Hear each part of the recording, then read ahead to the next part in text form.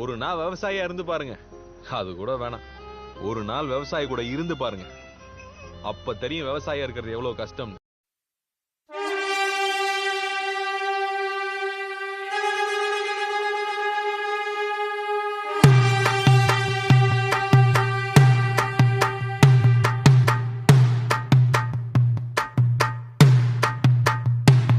அடங்காத அசுரந்தா, வணங்காத மனுஷந்தா, தோளோடு தோள் நின்னா தருவானே உசுரதா.